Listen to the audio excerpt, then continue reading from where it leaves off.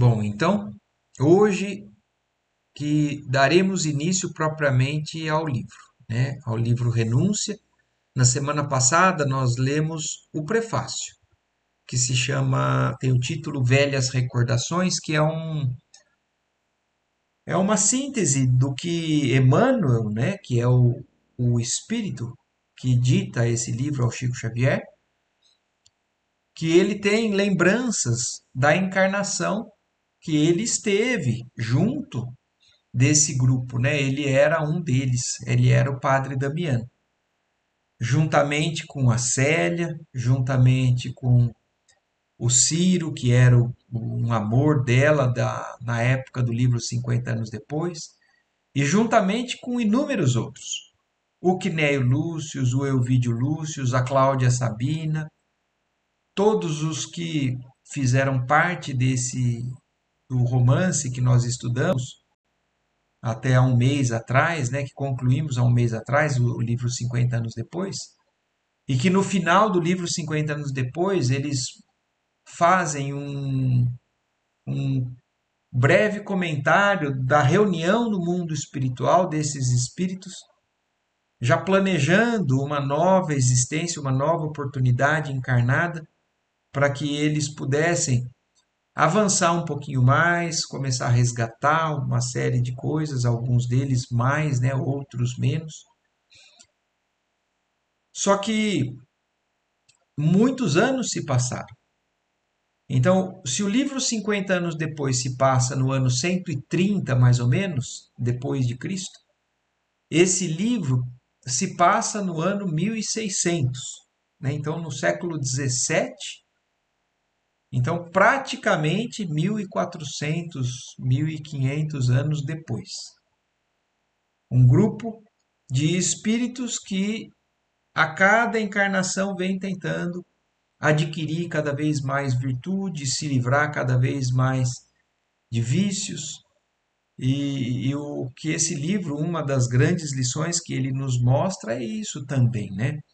O quanto que muitas vezes alguns espíritos podem estacionar em algum determinado ponto, podem imprimir uma série de acréscimos, de melhorias para o seu espírito, mas em determinados momentos, quando é feita uma prova maior, uma aferição final, eles, mais uma vez, acabam ficando naquela, naquele item, daquele ponto eles ainda não conseguem passar, e isso pode perdurar por séculos, muitas vezes, mas o principal do livro não é isso. O principal é o quanto que espíritos abnegados, espíritos que já venceram essas etapas, que algumas pessoas, alguns espíritos estacionam por mais tempo, o como que por amor esses espíritos que avançaram voltam para poder ajudar quem está para trás. Então vamos lá. Aliás, o primeiro capítulo se chama justamente isso: Sacrifícios do Amor. E vamos lá, que Deus nos abençoe nessa jornada, né? Vamos começar aqui do capítulo 1. Emmanuel começa o capítulo então descrevendo assim: a paisagem era formada de sombras, numa região indefinível na linguagem humana. Substâncias diferentes das que compõem o solo terrestre constituíam a sua crosta sulcada de caminhos tortuosos entre arbustos mirrados, à semelhança dos cactos próprios das zonas áridas. Então ele está descrevendo um ambiente no mundo espiritual, né? Um ambiente não tão elevado, um ambiente mais próximo da crosta, né? Uma zona que é provavelmente uma zona umbralina, e é que ele começa o livro descrevendo o local onde vai se passar ali a narrativa. Os horizontes perdiam-se ao longe nas linhas escuras do quadro melancólico, onde, como se aquela hora assinalasse pesado crepúsculo. Fazia frio, agravado pelas rajadas fortes do vento úmido que soprava rijo, deixando no espaço vaga expressão de doloroso lamento. O lugar dava a impressão de triste país de exílio, destinado a criminosos condenados a penas ingratas. Então, realmente agora confirmando, né, essa descrição nesse ambiente no mundo espiritual, se tratava de um local de zonas mais inferiores. Entretanto, ouviam-se vozes que a ventania quase abafava, como de prisioneiros cheios de expectação e de esperança. Então é um local parecia destinado a espíritos com uma certa culpa, né, com uma bagagem de criminalidade, como se fossem prisioneiros, né, mas as vozes daquilo que se estava conversando ali naquele local, o Emmanuel descreve, é como se fossem prisioneiros que estavam já com expectativa de libertação, de alguma melhora, alguma esperança com relação ao que estava por vir. Em singular e sombrio recôncavo, pequeno grupo de espíritos culposos comentava largos projetos de atividades futuras. Suas túnicas exóticas e grandes capuzes pareciam identificá-los como estranhos ministros de um culto ignorado na Terra. Então aqui já também deixa mais ou menos clara a ideia de que eram espíritos com as suas parcelas ainda de culpa, de responsabilidade sobre atos criminosos cometidos, então como se fossem prisioneiros mesmo daquilo que fizeram, mas planejando atividades futuras, com expectativa, com esperança, quer dizer, espíritos que já tinham alcançado algum nível de melhora e que já tinham consciência daquilo que precisavam fazer para avançar, isto é, reencarnar.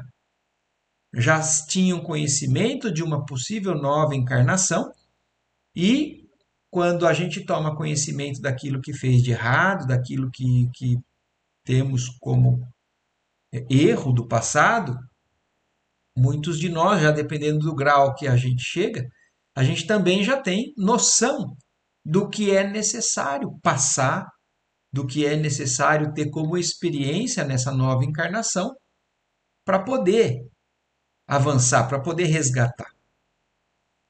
E aqui ele fala um outro detalhe, né? Eram espíritos que tinham túnicas exóticas e grandes capuzes, como a identificar eles como estranhos ministros. Então eles eram sacerdotes de alguma seita, de algum culto que existia na Terra, naquela encarnação passada, provavelmente, que antecedeu a esse momento ali no mundo espiritual.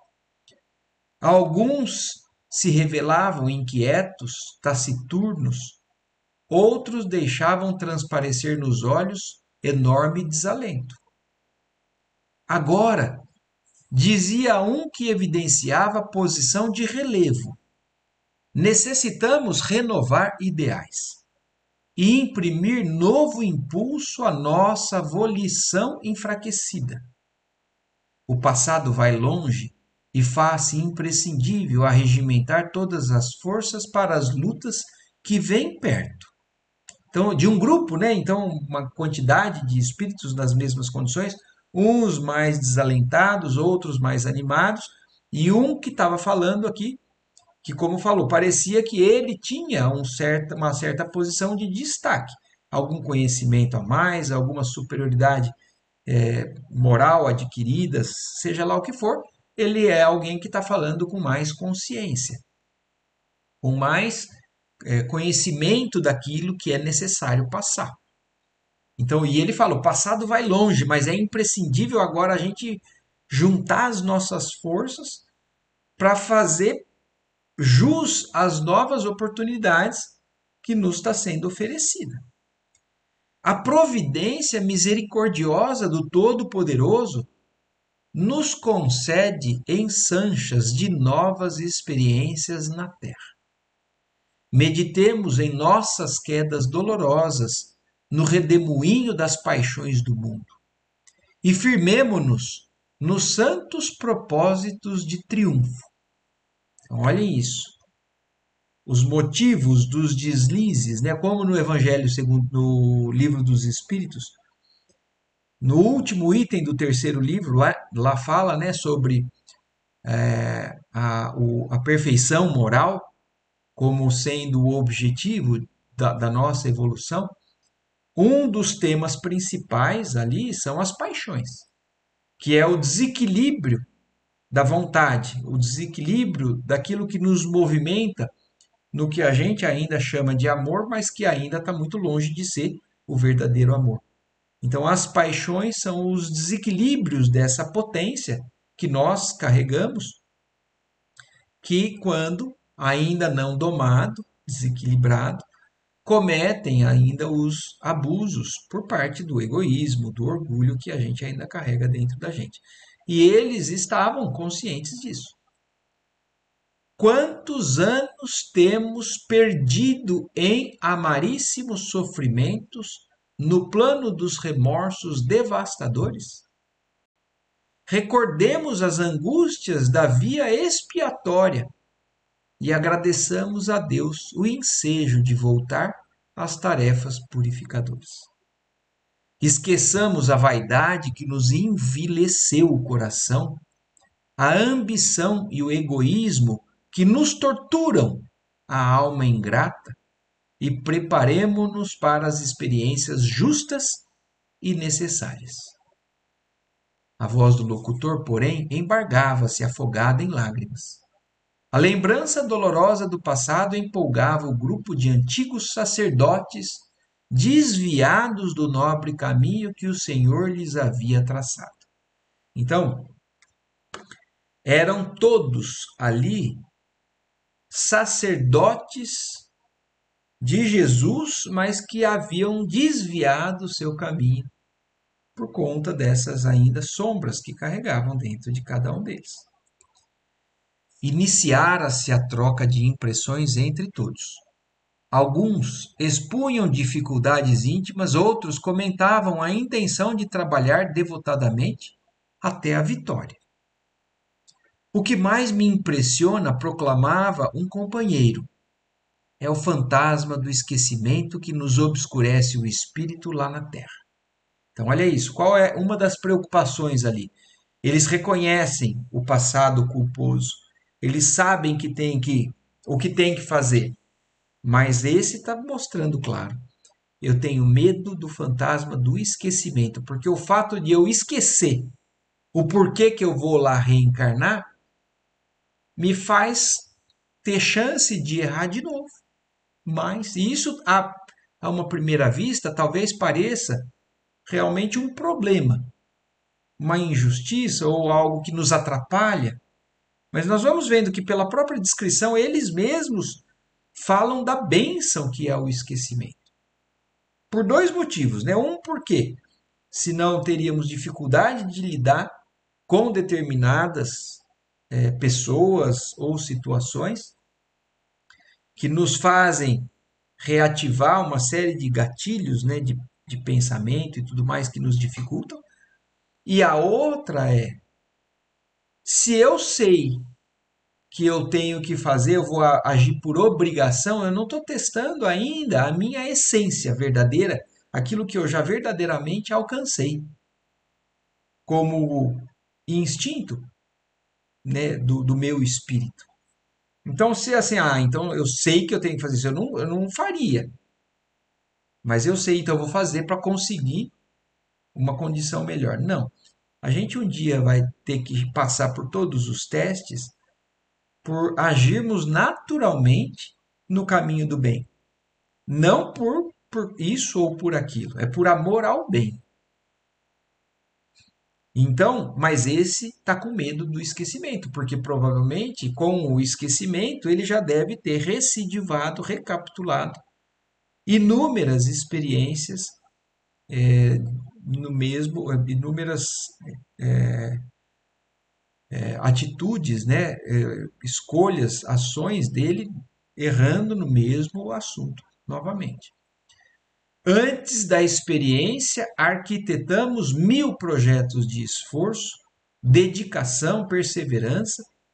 Somos nababos de preciosas intenções, mas, chegado o momento de as executar, revelamos as mesmas fraquezas ou incindimos nas mesmas faltas que nos compeliram aos desfiladeiros do crime e das reparações acerbas. Então, mostrando exatamente isso, né? O que ainda carrega ali dentro vem à tona. E ele tem medo, mas ele já tem o conhecimento para saber onde, qual é o caminho que ele deve almejar e seguir mesmo, sem ter plena consciência aqui encarnada. E aí o outro responde justamente o que é a explicação, uma das explicações para nós, né? Sobre o esquecimento. Mas onde estaria o mérito? Explicava o amigo a quem eram dirigidas aquelas observações. Se o Criador não nos felicitasse com esse ouvido temporário, quer dizer, com esse esquecimento temporário, então onde estaria o mérito se Deus não nos desse esse presente do esquecimento temporário? Quem poderia aguardar o êxito desejável, defrontando velhos inimigos, sem o bálsamo dessa bênção celestial sobre a chaga da lembrança? Então, olha aqui, outro ponto importante. E espíritos que nós tivemos desavenças muito grandes, que nos desperta, muitas vezes, sentimentos ruins. Então, como é que eu poderia ter o êxito se eu não tivesse esse estereótipo, né? Apagado, abafado, pelo menos por um tempo, para eu conseguir me reaproximar, para eu conseguir adquirir um sentimento mais sublime para com aquela pessoa e começar a refazer esse vínculo. Sem a paz do esquecimento transitório, talvez a Terra deixasse de ser escola abençoada para ser ninho abominável de ódios perpétuos.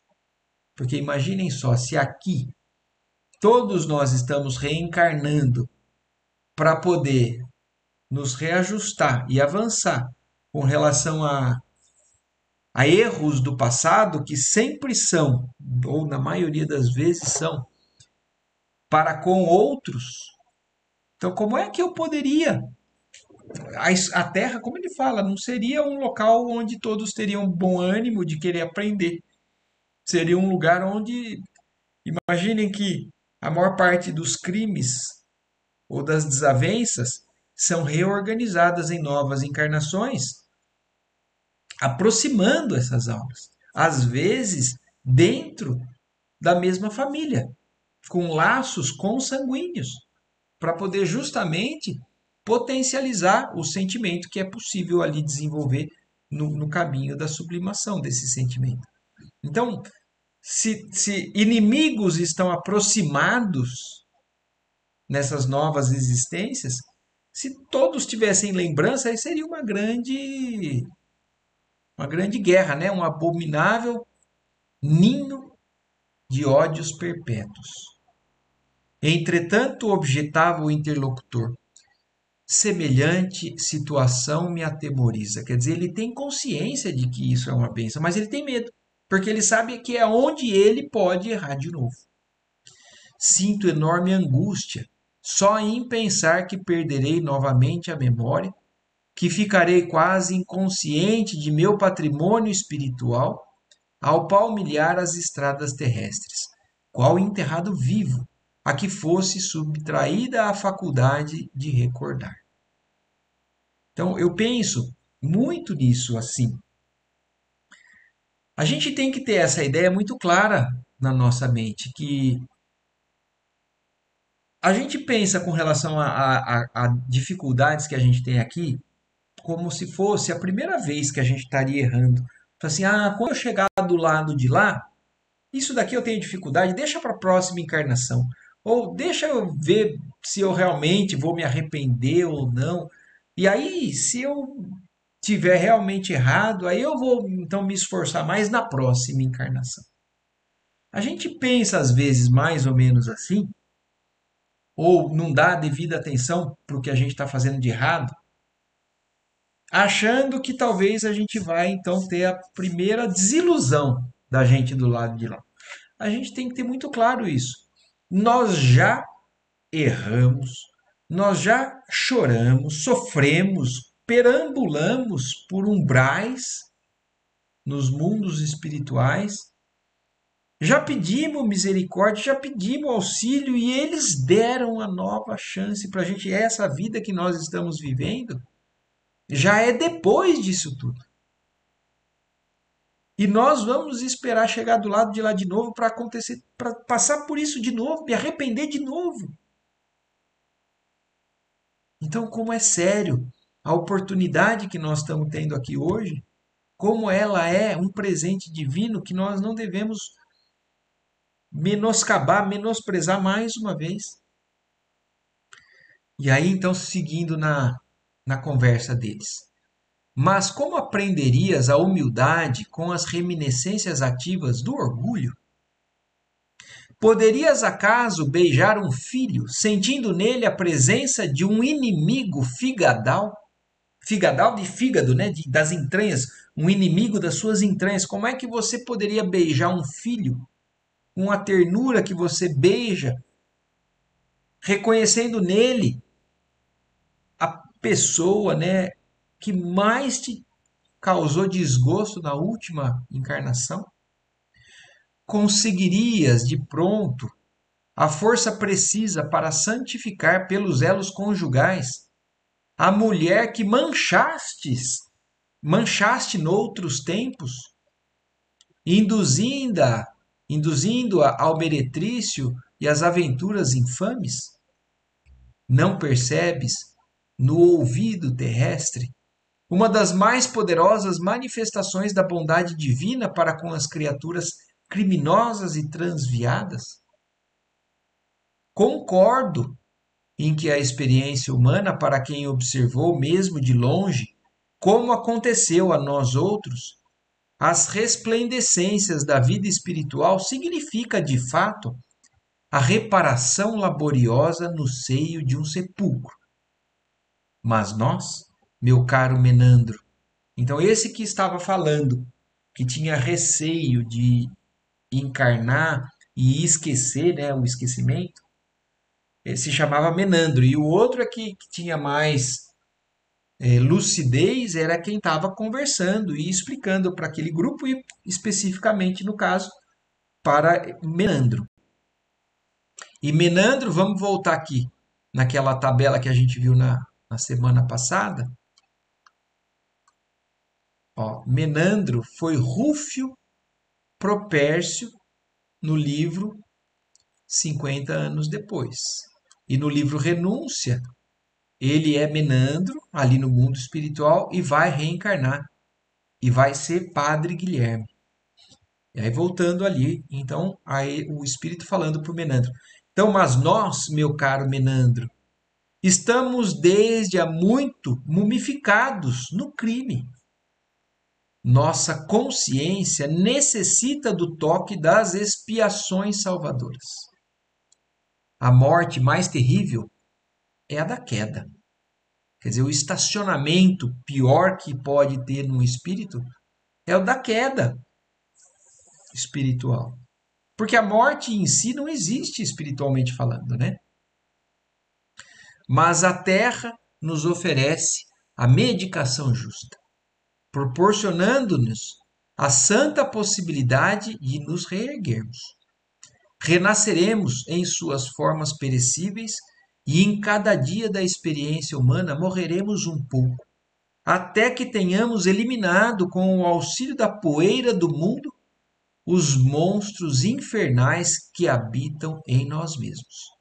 Então, o que uma reencarnação expiatória ou cheia de dificuldades, de sofrimentos causa, faz? vai matando pouco a pouco os monstros que nós carregamos dentro de nós mesmos.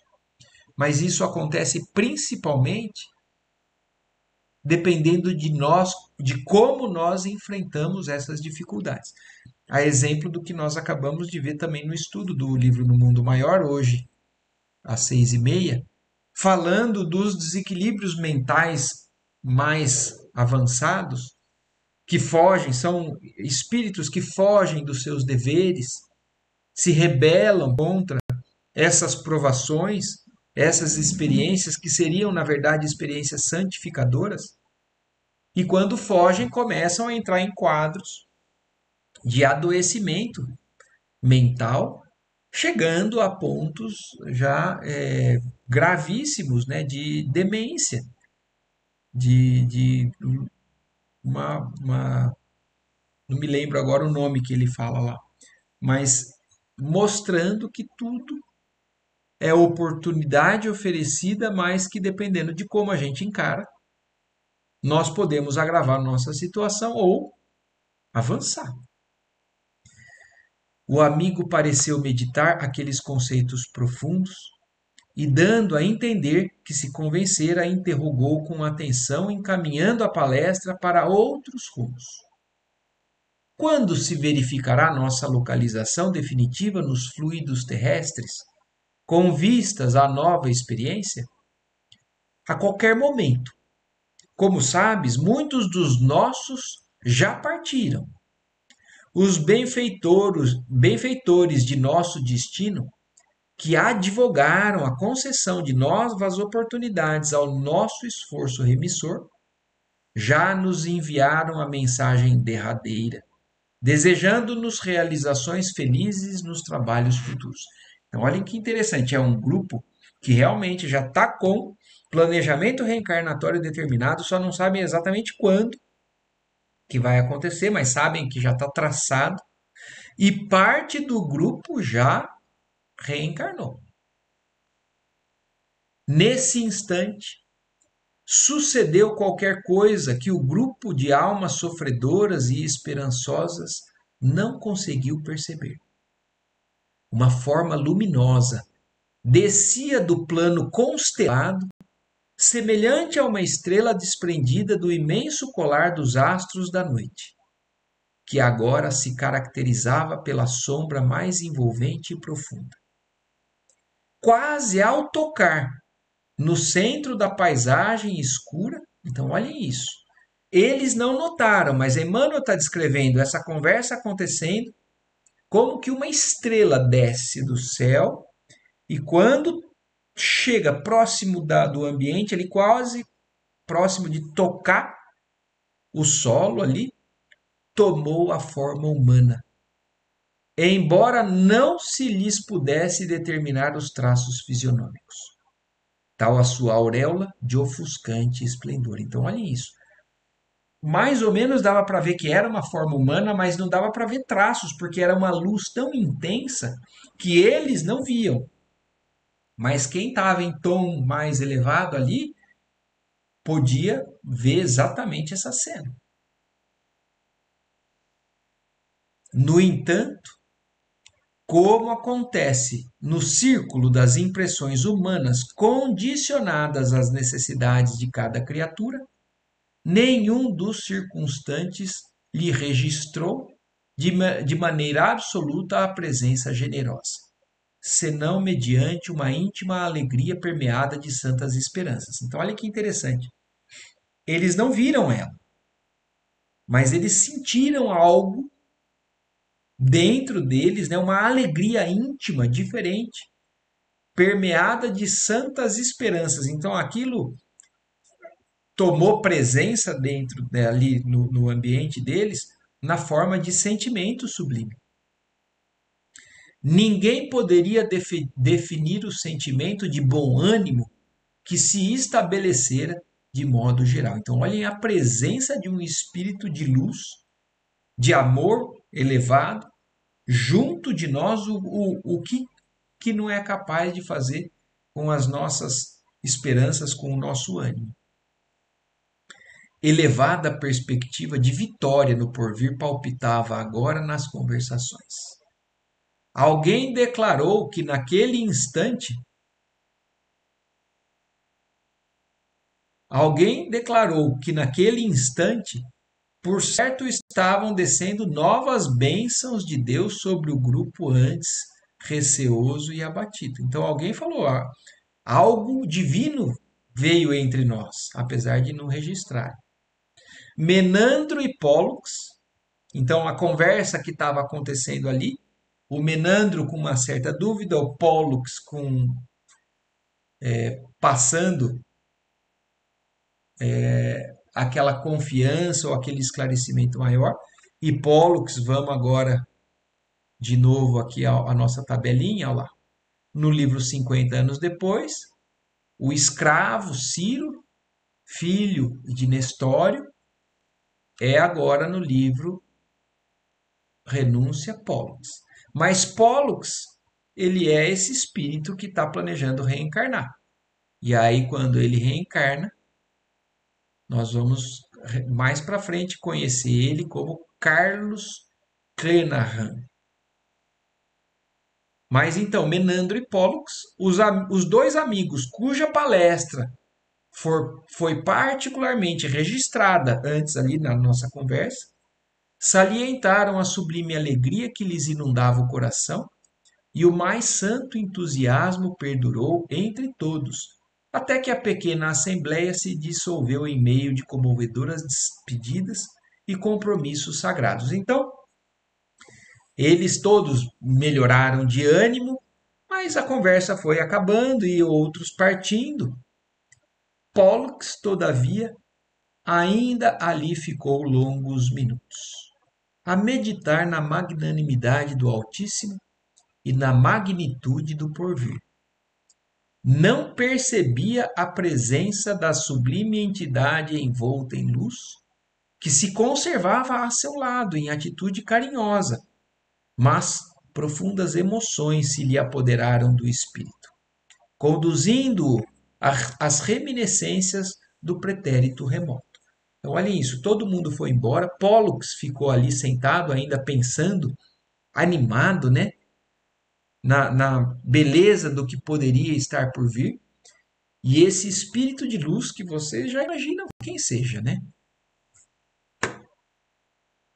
Estava ali do lado dele, o tempo todo estimulando, passando, né, energias e intuições boas para ele, e fez com que ele, né, pudesse voltar a lembranças do passado dele. Naquele instante, sentia-se tocado por sentimentos intraduzíveis.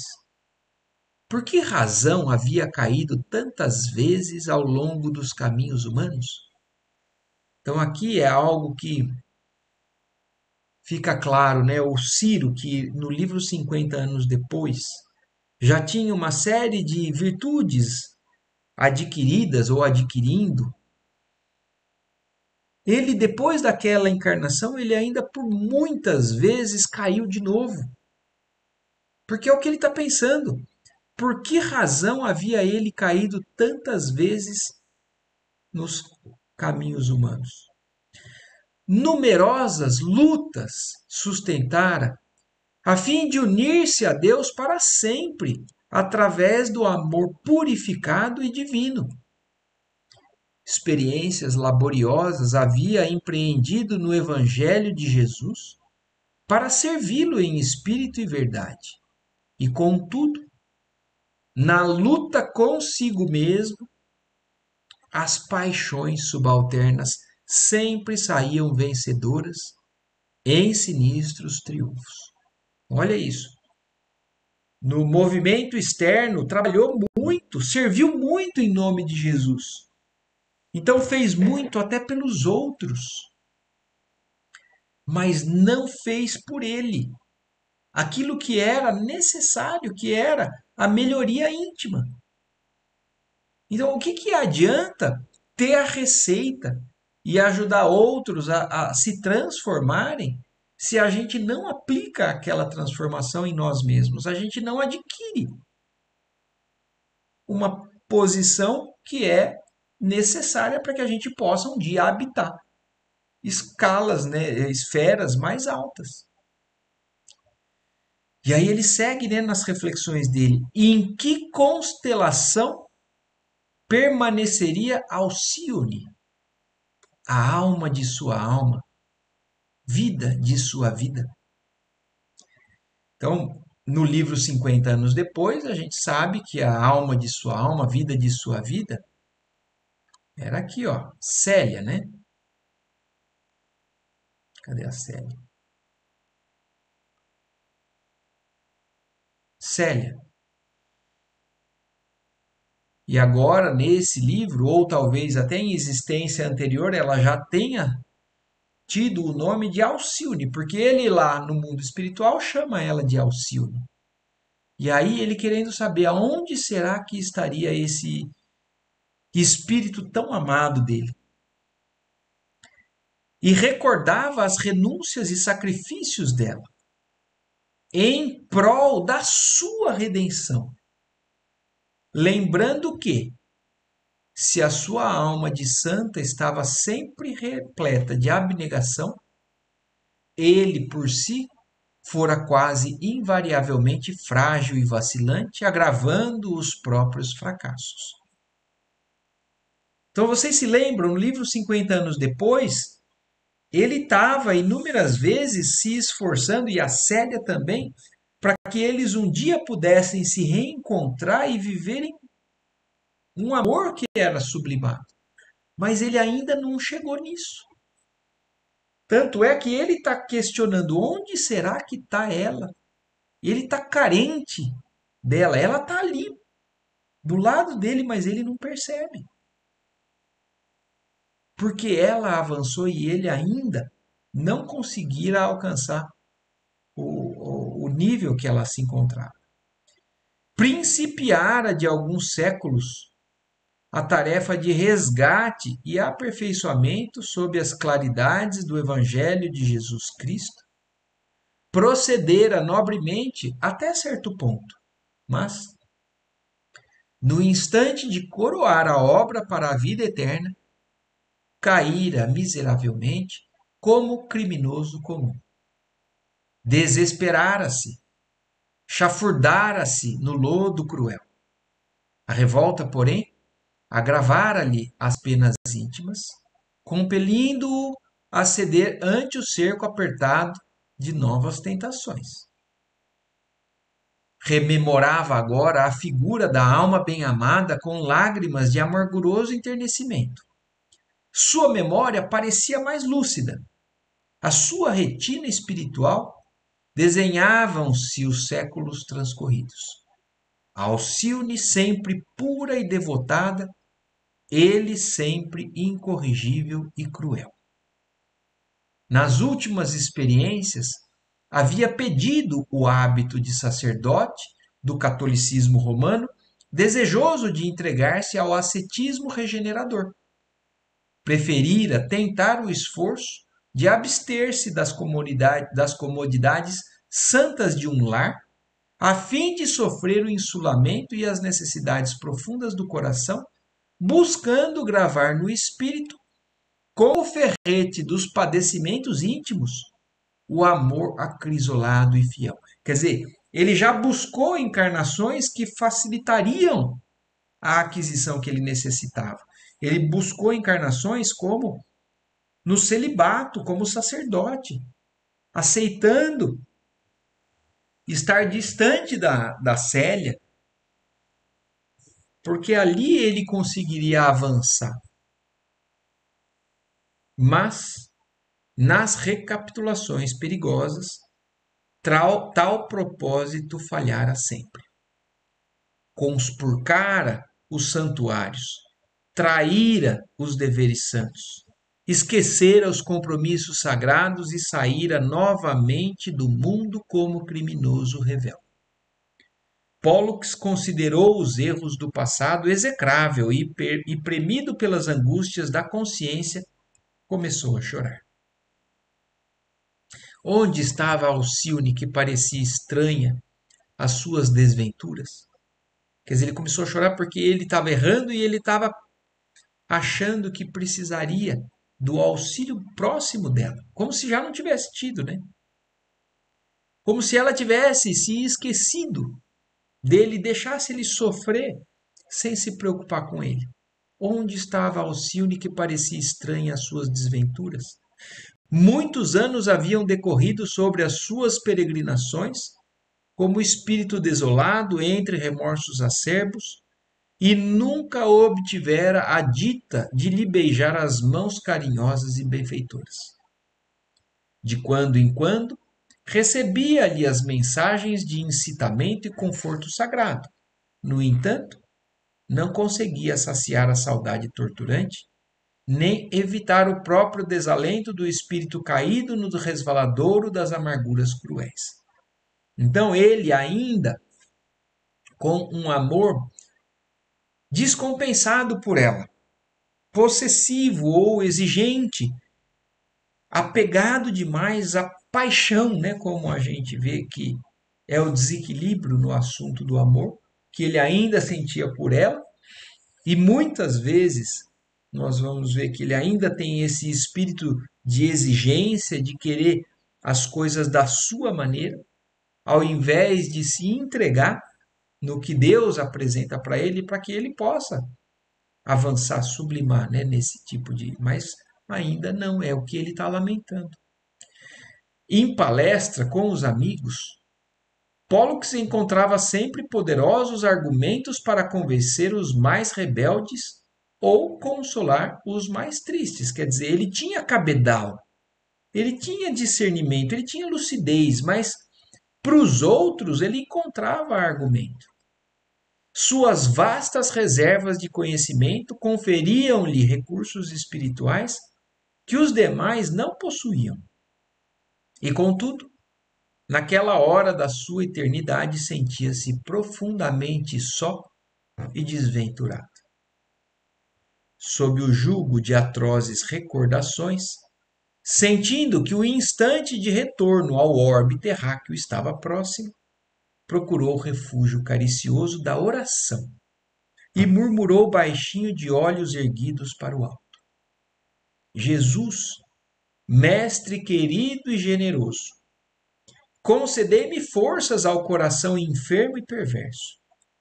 Dignai-vos cerrar os olhos para as minhas fraquezas e vede, Senhor, quanto sofro. Fortalecei minha vontade vacilante e, se possível, meu Salvador, dai-me a graça de ouvir Alcione antes de partir. Então imaginem isso, né? Ele já pedindo por ela e nem imaginando que ela está ali do lado dele. Mas, a essa evocação direta da bem-amada, o pranto lhe embargou a prece comovedora e dolorosa, e em atitude humilde, baixou os olhos nevoados de lágrimas e soluçou, discretamente, como se estivesse envergonhado da própria dor. Nesse instante, a entidade amorosa que o assistia pareceu orar intensamente, despendendo notável esforço para se lhe tornar visível. Olhem que interessante essa descrição que Emmanuel nos faz para que a gente entenda o como que um espírito para se tornar visível, para se tornar mais denso, para ser visto aos olhos mais também próximos dos olhos da matéria, tem que despender um esforço notável, como fala. Então, quando ela do lado dele vê, ou por uma permissão também do alto, ela ali então agora faz uma oração, e uma oração onde ela despende uma energia enorme para conseguir se tornar visível para ele. Gradualmente, extinguiram-se os raios de luz que a envolviam em reflexos divinos. A sombra da paisagem cercou-a inteiramente. E uma jovem de singular beleza tocou o penitente nos ombros num gesto de encantadora ternura. Então ela apagou a luz dela, ela se fez presente ali, no nível vibratório dele e tocou nos ombros dele com um gesto de incrível, de encantadora ternura. E fala: Pollux, murmurou com indizível doçura. Ele ergueu a fronte e soltou um grito de inefável surpresa. Alcione! Alcione! Respondeu com júbilo incoercível, postando-se de joelhos ao mesmo tempo que lhe osculava as mãos reconhecidamente. Há quanto tempo me vejo privado dos teus carinhos? Meus dias são milênios de inenarráveis angústias. Vieste atender ao mísero que sou? Ah, sim, Deus sempre envia seus anjos aos desgraçados, como enviou Jesus aos pecadores. Levanta-te para o testemunho de amor ao Altíssimo, disse ela com angélica ternura. Não te julgues abandonado nos caminhos da regeneração. O Senhor está conosco, como estou sempre contigo. Anima-te para novas experiências. Jesus não desampara nossos propósitos elevados. Sofre e trabalha, Pollux, e um dia nos reuniremos para sempre na radiosa eternidade. Então, olhem como um espírito que ama é capaz de esperar. 1.300, 1.400 anos ela não perdeu as esperanças e volta para dar novas instruções, novo ânimo. Sofre e trabalha, Pollux. E um dia nos reuniremos para sempre na radiosa eternidade. Deus é a fonte da alegria imortal, e quando houvermos triunfado de toda a imperfeição, banhar-nos-emos nesta fonte de júbilos infinitos. Ai de mim, replicou revelando amargurosa desesperança. Quer dizer, ela dá o tom, né, da conversa ali, das orientações, e ele, quando percebe que é só desse caminho de acerto, né, de não errar mais, é que ele vai conseguir aquilo que ele quer, que é acima de tudo estar com ela. Aí ele volta a uma certa desesperança, porque ele quantas vezes foi submetido a essa prova e quantas vezes ele falhou. Então, só que aqui agora nós vamos começar essa conversa. Ela aparece, né, fala isso para ele, e agora nós vamos entrar na conversa dos dois, que a gente vai deixar para a semana que vem, certo? Mas já demos um pontapé inicial na jornada desse livro que vai ser magnífica, né? Como todos os livros do Emmanuel, do Chico. E então, por enquanto, paramos por aqui. Na semana que vem, nós vamos entrar no item 14, quando ela já responde: Não lamentes. Certo? Alguém tem algo a dizer, algo a acrescentar aí, alguma observação ou alguma dúvida? Se não, então é só isso. Agradecemos a Deus mais uma vez pela oportunidade da gente estar junto aqui, né?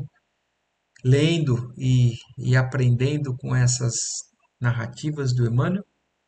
Então, que seja uma ótima noite, uma ótima semana para todos e até a semana que vem. Boa noite. Tchau, tchau.